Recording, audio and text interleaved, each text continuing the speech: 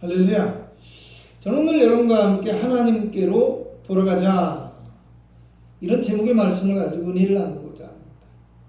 호세아서는 하나님의 선지자로 부름받은 호세아가요, 음란한 여인 고멜과 결혼 생활을 통해 겪는 이 이야기들을 통해서 하나님을 떠나 우상을 섬기고 세상의 힘과 능력을 하나님보다 더 의지하며 살아가고 있는 이스라엘 백성들의 이 영적인 음행을 책망하시고 경고하면서, 그럼에도 불구하고 자기의 백성들을 끝까지 사랑하시며 회복시켜 주시는 하나님께로 돌아오라는 구원의 메시지를 전하는 말씀입니다. 죄악의 애굽에서 고통하던 이스라엘은 하나님의 구원을 통해서 젖과 꿀이 흐르는 가나안 땅에 이르게 되었지만, 그들은 언약의 말씀을 잃어버리고 헛된 우상을 섬기고 눈에 보이는 세상을 바라보며 살아가는 어리석은 길에 빠지고 말았다고 합니다.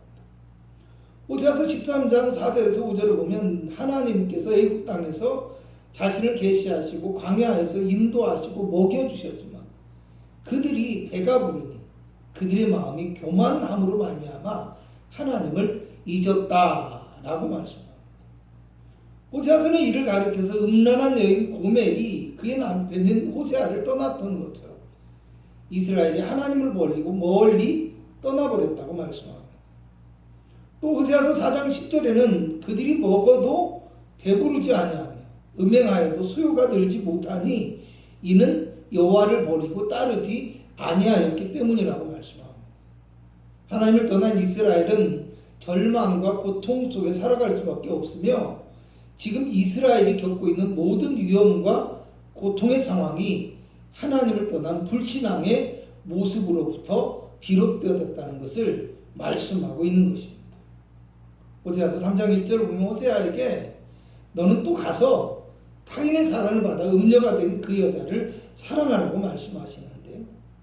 여기서 또라는 말은요, 어떤 계속적이고 반복적인 행동을 뜻하는 단어입니다. 어쩌면 지금 호세아가 고멜을 용서하는 행위가요, 처음이 아니었다라는 뜻이 될 수도 있어요. 그리고 앞으로도 또 다시 일어나거나 계속적으로 반복적으로 나타날 수도 있다라는 것을 말씀하는 것이기도 하다는 겁니다. 그럼에도 불구하고 호세아에게 음란한 여인 내 아내의 고멜을 사랑하라 라는 하나님의 말씀은요, 우리를 향한 하나님의 사랑이 이와 같이 크고 변치 아니하시는 십자가의 사랑을 상징하고 있는 것이라고 할 수 있습니다. 결국 우리가 알아야 될 호세아서의 중심적인 메시지는요, 심판이 아니라 우리를 향한 하나님의 사랑과 구원의 계획이고 하나님의 부르심이라는 사실을 기억하시는 귀한 은혜가 이 호세아서를 통해서 여러분 가운데 임할 수 있기를 주님의 이름으로 축원합니다. 특별히 호세아서는요, 호세아서 24장 본문의 말씀은요, 본서의 결론부에 해당하는 말씀입니다. 하나님께로 돌아오라라는 선자의 간곡한 호소와 하나님의 구원과 회복의 메시지를 전하고 있는데요, 우리가 먼저 주목해야 될 말씀이 네가 불의함으로 말미암아 엎드러졌느니라는 말씀. 지금 이스라엘이 신앙을 잃어버린 것, 지금 이스라엘이 고통을 겪고 있는 상황도 사실은 그들의 불의함이 원인이라는 것입니다. 물론 시험에 들 만한 어떤 일들이 그들에게 있을 수도 있고요, 개인적인 상황이나 형편에서 어쩔 수 없는 것들도 있었을 거예요. 그런데 우리가 살아가다 보면 그것이 한 번, 두 번 반복되다 보면, 또 주님을 멀리하는 생활이 꾸준히 지속되다 보면 우리의 마음속에서 변명과 이유가 많아져요. 신앙생활에서. 또 그 책임을 내가 아닌 다른 사람이나 환경에 돌리는 무책임한 신앙이 되어지기도 한다는 겁니다. 그렇잖아요. 여러분들 뭐라고 했어요? 네 불의함으로 말미암아 엎드러졌다. 다른 사람 탓이 아니라는 겁니다. 여러분, 신앙생활과 믿음은요, 반드시 책임과 의무와 함께 또 하나님을 향한 어떤 전적인 신뢰와 확신이 있어야 된다는 것, 그것을 기억해봐라. 누가복음 15장을 보면요, 먼 나라에 가서 허랑방탕하며 재산을 낭비했던 이 아들은요, 아버지의 품을 떠날 때는 그 원인과 책임을 아버지에게 돌리며 내 재산을 나눠주소서 하고 그것을 가지고 떠나버렸어요. 그랬더니 이 아들이 회개하고 집으로 돌아올 때는요, 어떻게 합니까? 내가 아버지의 아들이 될 자격이 없습니다. 내가 아버지의 품꾼 중에 한 사람으로 있겠습니다. 이렇게 고백하는 거예요.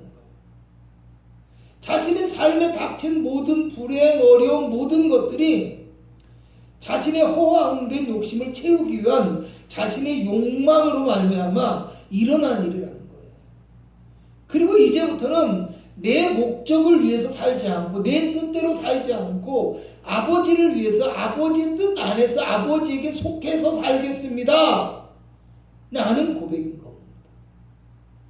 본문 1절에는요, 여호와께로 돌아오라 라고 했는데요, 여기서 이 여호와께로라는 말은요, 공간이나 시간적인 부분에서 어디까지, 어디로 향하여 라는 뜻으로서요, 단순히 어떤 방향보다는 도달해야 될 목적지를 의미한다고 할 수 있어요.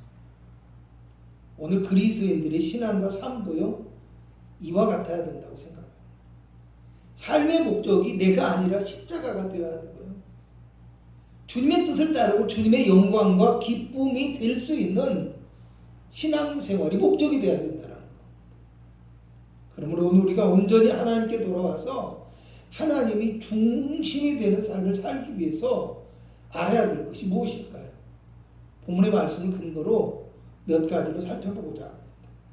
첫째로, 너는 말씀을 가지고 돌아오라 라고 이야기합니다. 본문 2절에는요, 너는 말씀을 가지고 돌아와서 아뢰라 라고 합니다. 말씀을 가지고 돌아오라 라는 말은요, 하나님의 약속을 알아야 한다라는 것이요, 또 하나님의 율례와 하나님의 법도를 알아야 한다는 겁니다. 호세아서 4장 1절에는 이와 같이 말합니다. 이스라엘 자손들아, 여호와의 말씀을 들으라. 아멘. 말씀을 들어야 돼. 호세아서 5장 1절에는 제사장들아, 이를 들으라. 이스라엘 족속들아, 깨달으라. 왕족들아, 귀를 기울이라. 이렇게 말씀하고 있어요. 호세아서의 중심 메시지 가운데 또 하나는요, 하나님의 말씀을 그래서 들어야 한다는 것. 하나님께서는 이스라엘이 하나님을 떠나 범죄하고 우상을 섬김으로 인해서 징계를 내리셨는데요, 그들이 그렇게 되어질 수밖에 없었던 이유를 하나님의 말씀을 버리고 하나님의 법을 잊어버렸기 때문이라는 것. 호세아서 4장 6절에서 7절을 보면 내 백성이 지식이 없어서 망하는도다. 네가 지식을 버렸으니 나도 너를 버려 내 제사장이 되지 못하게 할 것이요, 네가 내 하나님의 율법을 잊었으니 나도 너의 자녀를 잊어버리리라. 그들이 번성할수록 내게 범죄하니 내가 그들의 영화를 변하여 욕이 되게 할 것이다 라고 합니다. 이스라엘은 하나님의 언약을 이어받은, 아브라함의 언약을 이어받은 약속의 자손이고요, 하나님은 이 아브라함의 약속을 따라서 이스라엘 백성들에게 언약을 이루시고 약속을 지켜주시는 하나님. 그런데 그 약속을 버렸다라는 것은요, 그들이 하나님의 언약을 잃어버리고 하나님의 언약에서 떨어져 나갔다라는 거예요. 여러분, 혹시 오늘 우리 그리스도인들도요, 하나님의 언약이 되어지는 그리스도와 십자가를 잃어버리고 살아가는 사람은 없는지 우리가 심각하게 생각해야 될 이유가 여기에 있습니다. 호세아서 8장 12절을 보니까 내가 그들을 위하여 내 율법을 10,000가지로 기록하였으나 그들이 이상한 것으로 여겼다고 얘기합니다. 이상한 것으로 여겼다, 이 말이 어떤 뜻일까요? 하나님의 계명을 자신들과는 맞지 않는 다른 세계나 어떤 별개의 것으로 치부했다는 거예요. 신약성경을 보면 유대의 지도자들도 예수님께서 이상한 일을 행하신다고 생각하면서 분노했다고 얘기를 해요. 아덴의 사람들은 바울에게요, 네가 이상한 것을 우리에게 전하고 있다고 얘기합니다. 그런데요, 베드로 사도는 복음으로 인해 고난을 당하고 있는 성도들에게 너희를 연단하려고 오는 불시험을 이상한 일 당하는 것처럼 이상히 여기지 말고 오직 너희가 그리스도의 고난에 참여하는 것으로 즐거워하라. 이렇게 격려의 말씀을 해주고 있습니다. 여러분, 십자가는요, 우리에게 결코 이상한 것이 아닙니다. 하나님의 언약의 말씀은요, 결코 우리와 상관없는 무익한 말씀이 아닙니다. 우리를 생명과 축복과 자유와 기쁨의 길로 인도하는 능력의 말씀이 되어지고 능력의 십자가가 되어진다는 것을 우리가 반드시 기억해야 합니다. 요한복음 15장 7절에는 예수님께서 너희가 내 안에 거하고 내 말이 너희 안에 거하면 무엇이든지 원하는 대로 구하라 그리하면 이루리라고 말씀하십니다. 오늘 본문의 말씀을 가지고 라는 말은요, 하나님의 말씀을 어떤 별개의 것이 아니라 나의 것으로 받아들이고 그것을 취하고 사용한다라는 의미의 말씀입니다.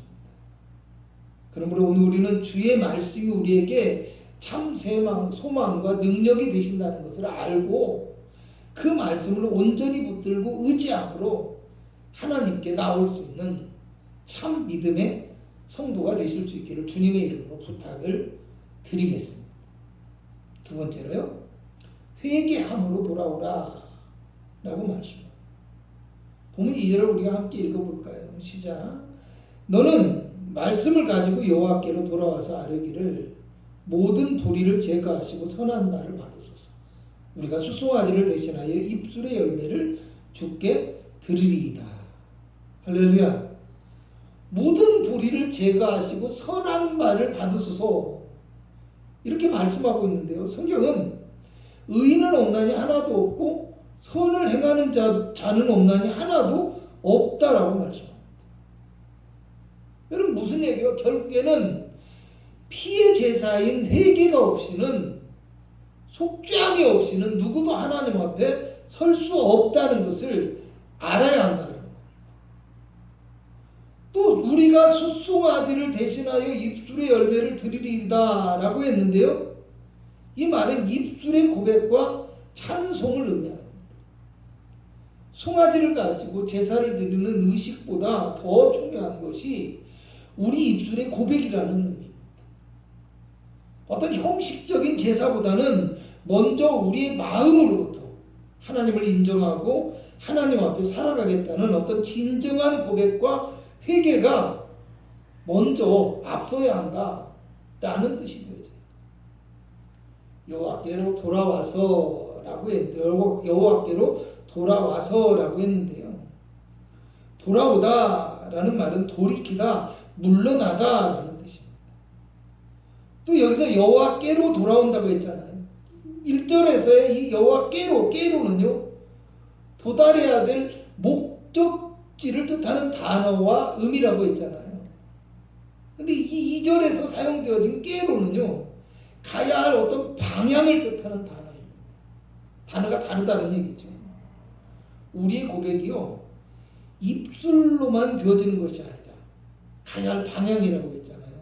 하나님께로 향하여서 방향을 돌이킬 수 있는 그런 온전한 회개와 믿음의 산제사가 될 수 있어야 된다는 거. 많은 사람들이 제사와 예물을 드리는 것이 예배의 전부라고 생각하고 또 입술로 고백하며 찬송함으로 예배가 다 완성되었다는 잘못된 믿음을 가지고 예배합니다. 근데 여러분, 안타깝게도 하나님은 불의한 예물을 받으시지 않으셔요. 죄악을 행하며 예배하는 사람과는 함께하지 않으신다는 거 우리가 알아야 됩니다. 호세아서 5장 4절에는 그들의 행위가 그들로 자기 하나님께로 돌아가지 못하게 한다고 말씀합니다. 그들의 행위가 하나님께 돌아가지 못하게 한다는 겁니다. 죄악된 행위가. 호세아서 5장 14절에는 그들이 그 죄를 뉘우치고 내 얼굴을 구하기까지 내가 내 곳으로 돌아가리라고 해요. 하나님이 함께 하시지 않고 하나님이 그들을 떠나시겠다라는 얘기예요. 호세아서 4장 13절에는 깨닫지 못하는 백성은 망할 것이라고 얘기해요. 주의 말씀을 깨닫지 못하고 그 죄를 뉘우치고 돌이키지 못한다면 하나님께로 돌아갈 수도 하나님을 만날 수도 없을 것이라는 거예요. 오늘 본문에 우리가 주께 드리리다 이 말은요 완성하고 회복시킨다라는 의미를 포함한 단어입니다. 간단해요. 앞에 우리가 수송아지를 대신하여 입술의 열매를 주께 드리리이다 했는데 여기서 우리가 주께 드리리이다 이게 사실은 하나의 단어라는 겁니다. 완성하고 회복시킨다라는 의미. 뭐예요? 우리 입술의 고백, 찬송, 우리 회개함을 통해서 우리 예배가 완성될 수 있고 하나님과의 관계가 회복될 수 있다라는 말이에요. 그러므로 오늘 우리는 우리의 마음과 삶을 하나님께로 돌이키는 온전한 회개와 믿음의 산 제사를 드립니다. 하나님께서 기쁘게 받으시고 늘 함께 하시는 참되고 온전한 예배자가 되실 수 있기를 주님의 이름으로 부탁을 드리겠습니다. 세 번째로 주의 긍휼만을 의지함으로 돌아오라고 말합니다. 무엇이라고요? 긍휼만을 의지함으로. 할렐루야. 본문 3절을 같이 읽어봅니다. 우리가 아수르의 구원을 의지하지 아니하며 말을 타지 아니하며 다시는 우리 손으로 만든 것을 향하여 너희는 우리를 신이라 하지 아니하오리니 이는 그와가 주로 말미암아 긍휼을 얻음이니이다 할지니라. 할렐루야.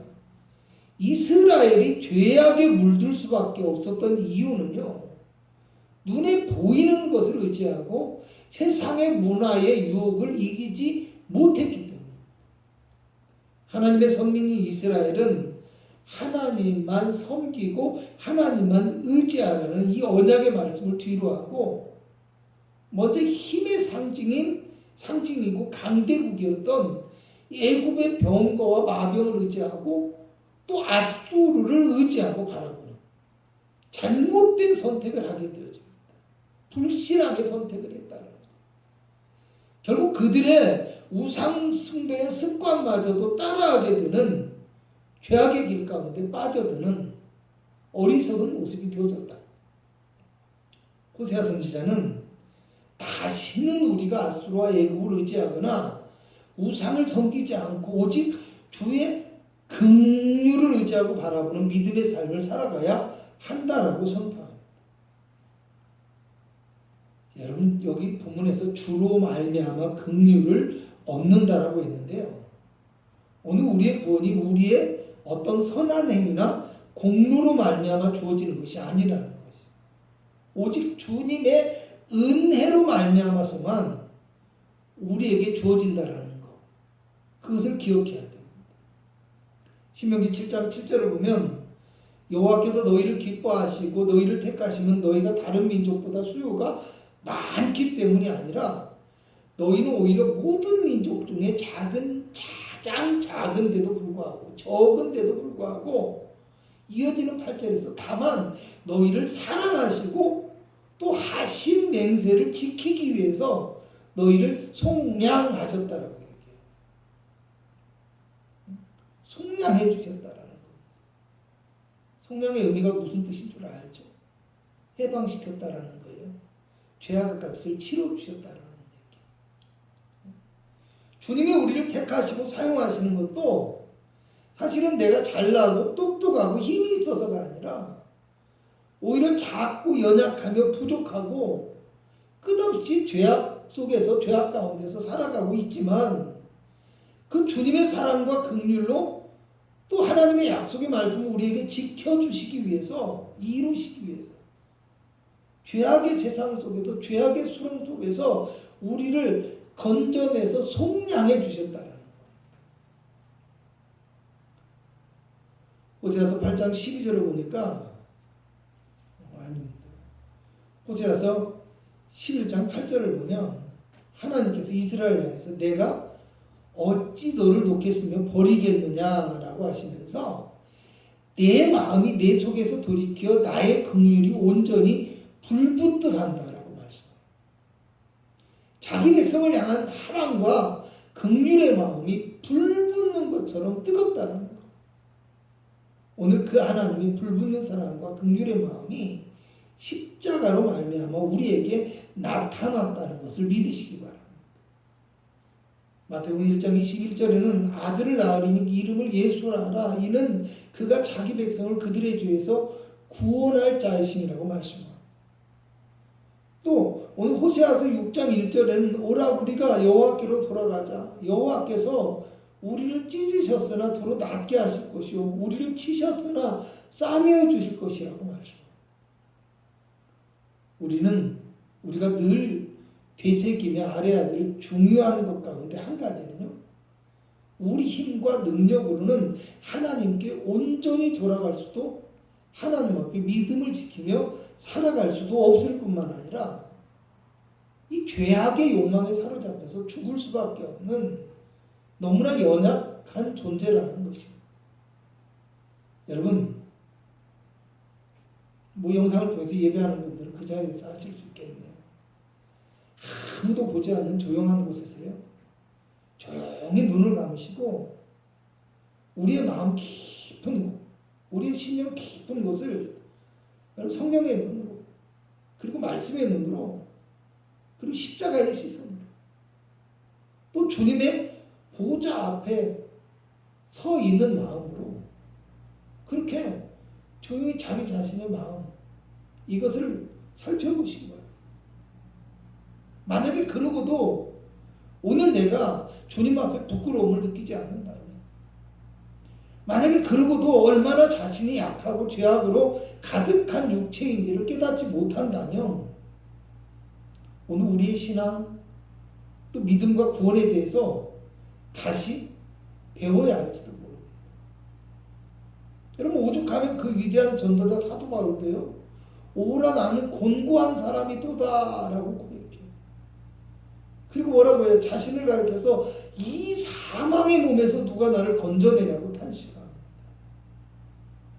그리스도를 알기 전에 자신은 의롭고 괜찮은 사람이라고 자부했는데 흠 없는 사람이라고 자부했는데 십자가의 시선에서 바라본 자신은 죄악에 묶여서 헤매이고 죽을 수밖에 없는 사망의 몸에 불과하다라는 겁니다. 오늘 우리가 십자가의 긍휼을 의지하고 바라봐야만 할 이유가 여기에 있다고 생각합니다. 세상에 그 누구도 어떤 재물로도 어떤 공로로도 십자가의 긍휼과 사랑을 대체할 수 없다라는 것. 하나님의 구원 가운데 이룰 수 없다라는 것을 우리가 알아야 되는 겁니다. 그러므로 오늘 우리도 늘 하나님 앞에 부족한 모습이지만 우리를 너무나 사랑하시고 긍휼히 여기시는 하나님의 사랑을 의지하시고 예수님의 놀라운 사랑과 긍휼의 십자가만을 온전히 붙들고 의지하며 십자가 향해서 나가는 참된 생명의 성도가 되실 수 있기를 주님의 이름으로 부탁을 드리겠습니다. 결론적으로 말씀드리겠습니다. 본문 바로 다음에요. 우리가 4절에서 8절을 한번 같이 읽어보도록 합니다. 시작. 내가 그들의 반역을 고치고 기쁘게 그들을 사랑하리니 나의 진노가 그에게서 떠났음이니라. 내가 이스라엘에게 이슬과 같으리니 그가 백합화같이 피겠고 레바논 백항목같이 뿌리가 박힐 것이라. 그의 가지는 퍼지며 그의 아름다움은 감람나무와 같고 그의 향기는 레바논 백향목 같으리니 그 그늘 아래에 거주하는 자가 돌아올지라. 그들은 곡식같이 풍성할 것이며 포도나무같이 꽃이 필 것이며 그 향기는 레바논의 포도주같이 되리라. 에브라임의 말이 내가 다시 우상과 무슨 상관이요 하시리라. 내가 그를 돌아보아 대답하기를 나는 푸른 잣나무 같으니 네가 나로 말미암아 열매를 얻으리라 하리라. 아멘. 하나님께서 내가 그들의 반역을 고치고 기쁘게 살아. 내가 이스라엘에게 이슬과 같이 되어서 네가 나로 말미암아 열매를 얻을 것이라고 말씀합니다. 우리가 살아가는 것도요. 우리가 주를 섬기고 믿는 것도요. 우리가 주의 언약 안에서 열매를 맺는 것도 오직 주님이 우리와 함께 하시며 우리를 도와주셔야만 이루어질 수 있다는 말이에요. 마지막으로 9절을 함께 읽어봅니다. 시작. 누가 지혜가 있어서 이런 일을 깨달으며 누가 총명이 있어서 이런 일을 알겠느냐. 여호와의 도는 정직하니 의인은 그 길로 다니거니와 그러나 죄인은 그 길에 널려 넘어지리라. 할렐루야. 주님의 도, 곧 주님의 뜻과 길을 깨닫고 행하는 자가 지혜 있는 자예요. 진정한 의인이라고 말씀합니다. 그러므로 오늘 우리는 십자가의 길을 깨닫고 십자가의 길로 행함으로 온전히 하나님 앞에 돌아와서 하나님의 풍성한 열매를 맺을 수 있는 하나님의 참 성도가 되실 수 있기를 주님의 이름으로 부탁을 드리겠습니다.